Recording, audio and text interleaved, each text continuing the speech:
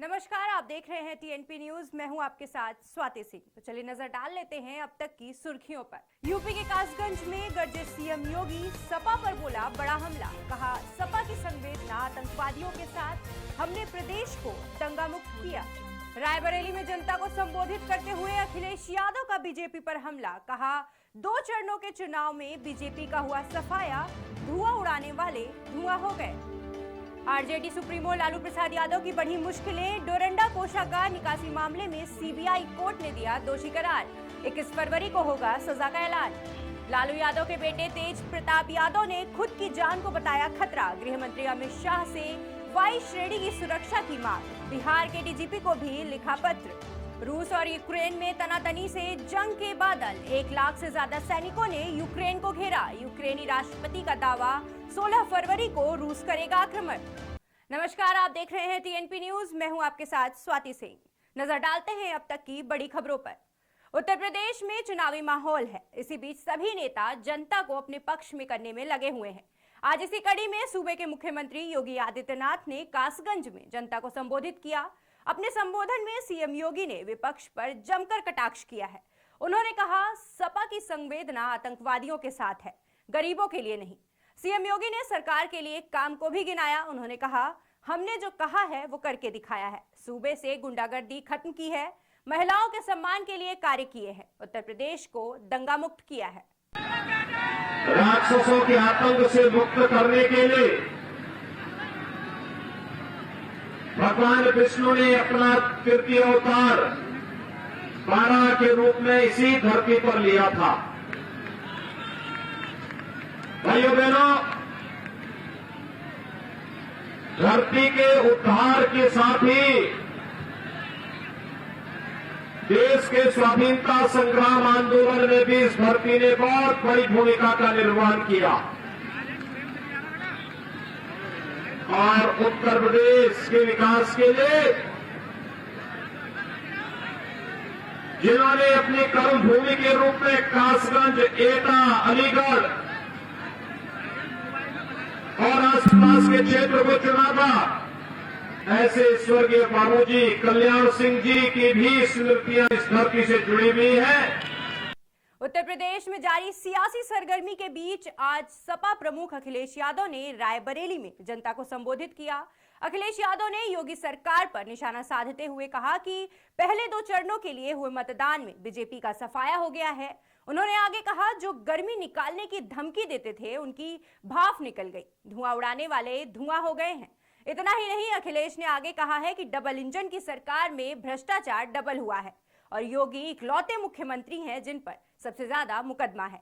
अखिलेश यादव ने अंत में कहा है कि रायबरेली की सभी सीटें सपा को मिलेंगी। ये भारतीय जनता पार्टी के लोगों का इस बार कोई खाता नहीं खुलने वाला।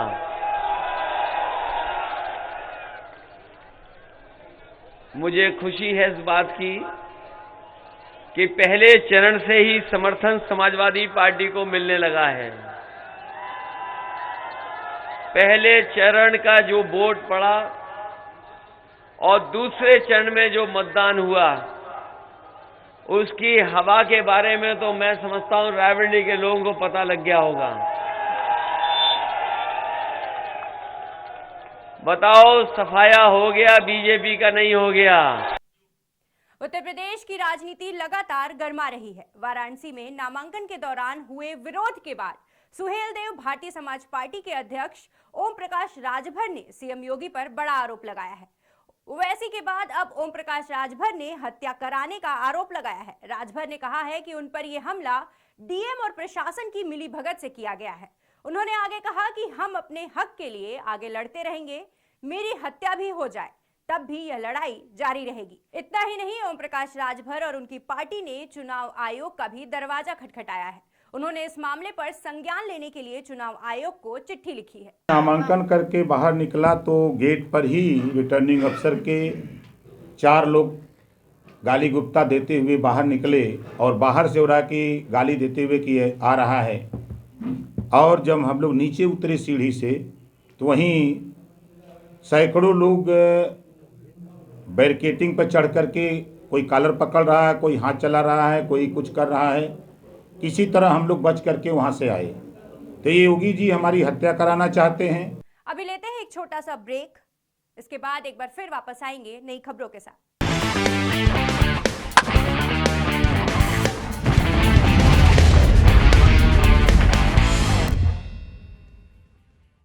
एक बार फिर आपका स्वागत है।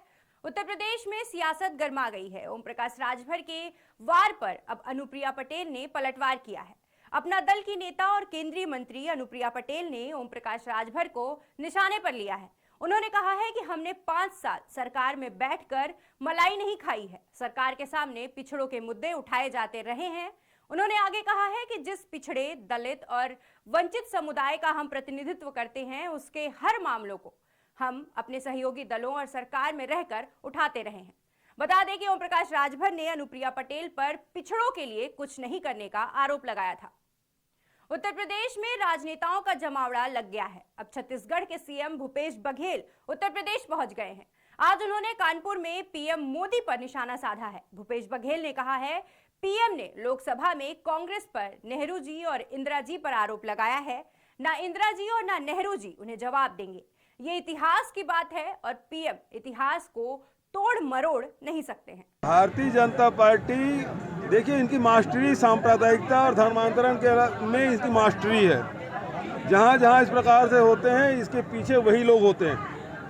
और कोई सवाल? 4 पोस्टल गर्ल्स में से 3 छोड़ चुकी है। उनका कहना है महिलाओं का सम्मान नहीं पार्टी में। तो पोस्टल गर्ल्स की 4 में से 3 कांग्रेस छोड़ चुकी है। कांग्रेस की कई पोस्टल गर्ल्स, और उसके बारे में जवाब दिया जा चुका है। विधानसभा सीट हाँ जी, कांग्रेस कितने में जीतती नजर आ रही है आपको? हम अच्छा प्रदर्शन करेंगे। 5 राज्यों में चुनाव के दौरान कांग्रेस को बड़ा झटका लगा है। कांग्रेस नेता और पूर्व कानून मंत्री अश्विनी कुमार ने कांग्रेस को अलविदा कह दिया है। अश्विनी कुमार ने सोनिया गांधी को अपना इस्तीफा भेज दिया है। उनके मुताबिक वो पार्टी के बाहर रहकर समाज की अब ज्यादा सेवा कर पाएंगे। उन्होंने चिट्ठी में लिखा है कि मौजूदा परिस्थिति में और अपने सम्मान के मद्देनजर वो इस्तीफा दे रहे हैं। अश्विनी कुमार ने इस बात का भी जिक्र किया है कि अब वो पब्लिक लाइफ में सक्रिय रहने वाले हैं। अभी तक के लिए बस इतना ही। देश दुनिया की सभी खबरों को जानने के लिए हमारे यानी कि टीएनपी न्यूज के साथ बने रहिए। धन्यवाद।